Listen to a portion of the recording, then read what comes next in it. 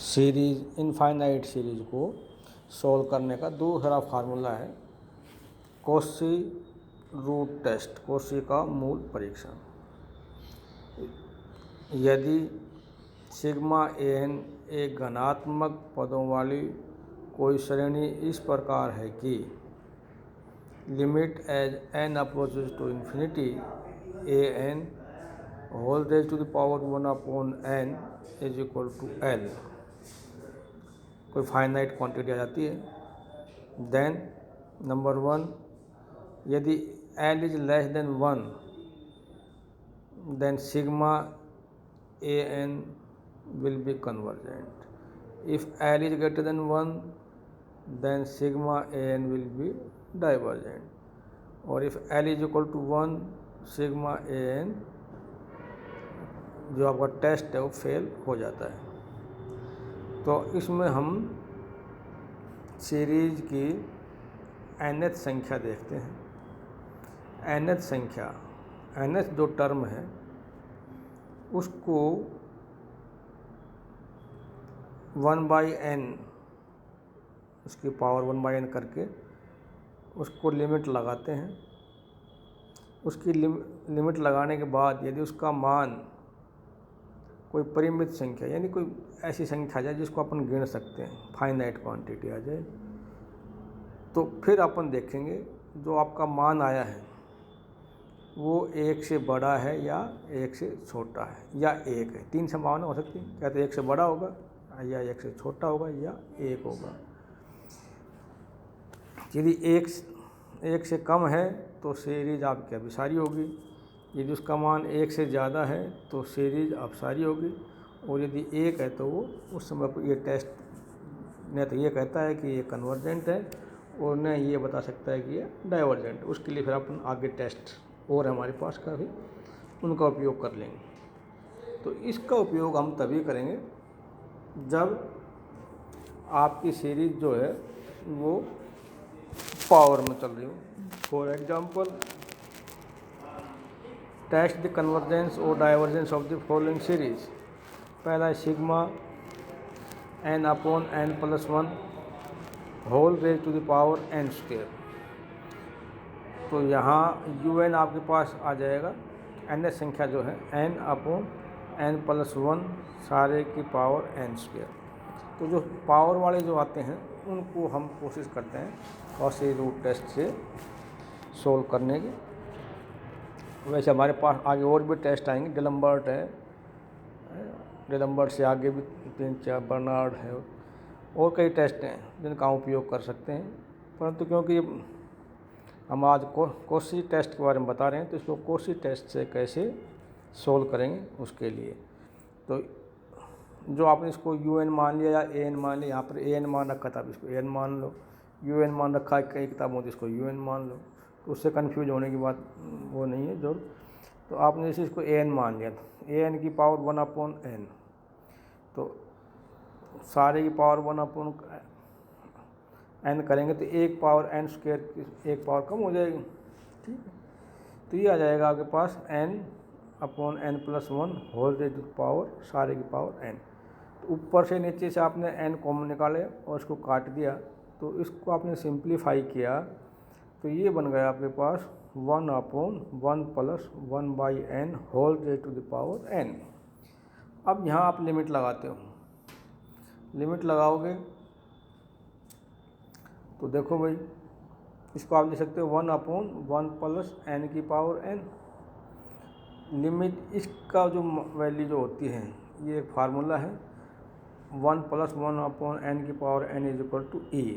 Limiting case में limit when n approaches to infinity, तो 1/e, e की value 2.6 something होती है, तो एक इसका 1/e की वैल्यू 1 से कम हो जाएगी, और 1 से कम है तो कॉची रूट टेस्ट से ये क्या होगी, अभिसारी होगी, कन्वर्जेंट होगी। तो आपकी जो सीरीज है सिग्मा एन वो कन्वर्जेंट है। एक सेकंड क्वेश्चन है जैसे आपका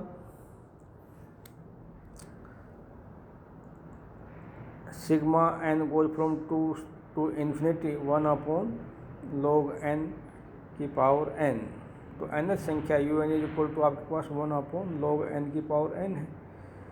un की पावर 1 करेंगे दोनों साइड में, तो n से n कट जाएगा, तो log n की पावर 1 बच जाएगी। ठीक है, log n की पावर 1 आ जाएगी।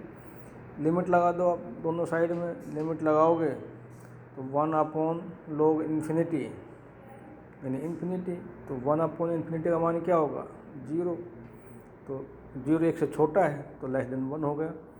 तो कॉची मूल टेस्ट से सिग्मा an आपकी क्या होगी, अभिसारी होगी, कन्वर्जेंट होगी। इसी तरह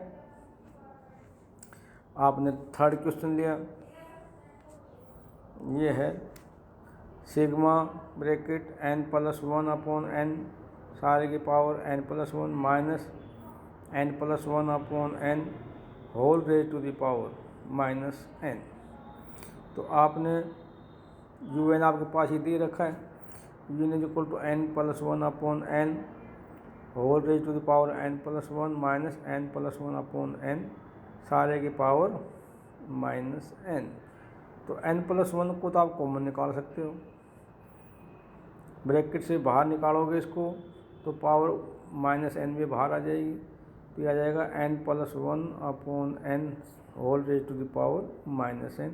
फिर ब्रैकेट में यहाँ आपके पास हो जाएगा n+1/n की पावर n-1 और सारे की पावर जो है वो -n है। तो ऊपर नीचे से n आप कॉमन लेकर के इसको काट दोगे तो आपकी जो सीरीज है nth टर्म जो है वो आ जाएगी un या an माना, तो an की पावर 1/n का मान आ जाएगा 1 + 1/n की पावर -1 इंटू 1 + 1/n की पावर n-1, इस सारे की पावर माइनस। लिमिट लगा दोगे, लिमिट लगाओगे तो इसमें आप देख रहे हो ये जो संख्या है आपकी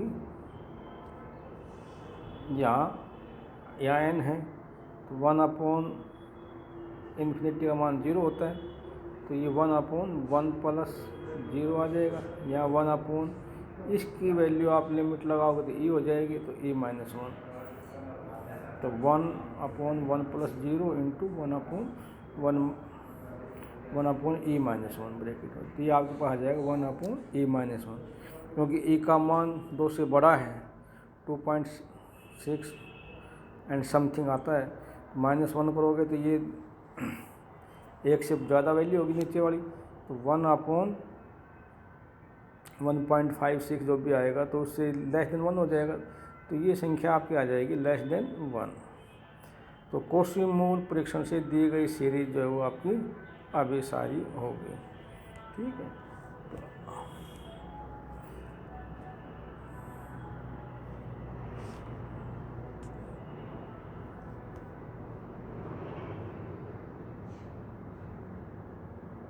ये है। अगर नेक्स्ट है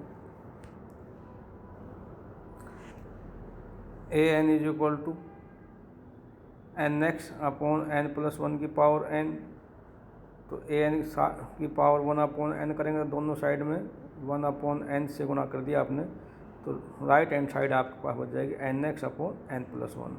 ऊपर नीचे से आपने n कॉमन निकाल लिया तो आ जाएगा x/1 + n। लिमिट लगाओगे, limit as n approaches to infinity, तो आ जाएगा x/1 + 1/∞ यानी 0, तो ये आपके पास x आ गया। तो अब इसमें सारी कंडीशन आप x के ऊपर निर्भर करता है, x का हमें पता नहीं, यदि x 1 से छोटा है तो आपकी सीरीज जो है वो सिग्मा an क्या होगी, अभिसारी होगी, कन्वर्जेंट होगी। दूसरी कंडीशन में यदि x 1 से बड़ा है तो श्रेणी आपकी अपसारी होगी यानी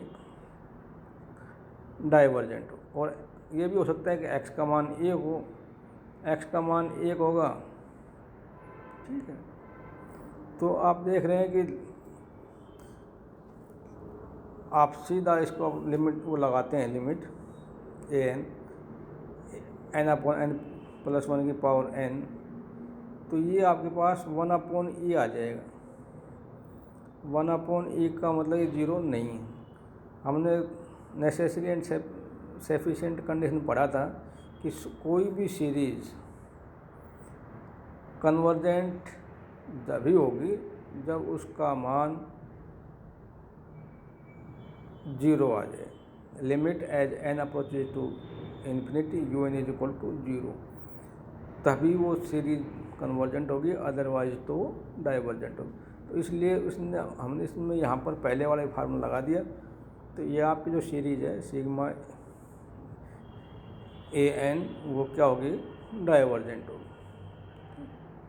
भाई 0 आने के बाद भी हम उसकी कन्वर्जेंस टेस्ट करते हैं, वहाँ भी हो सकता है कि डाइवर्जेंट हो जाए, पर अगर 0 नहीं आ रहा तो वो डाइवर्जेंट होगी, उसमें कन्वर्जेंट होने की कोई संभावना नहीं होती।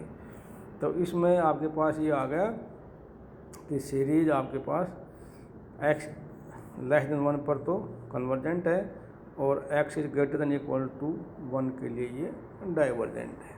तो इसलिए इस तरह से हम इसके सारे वो कर सकते हैं।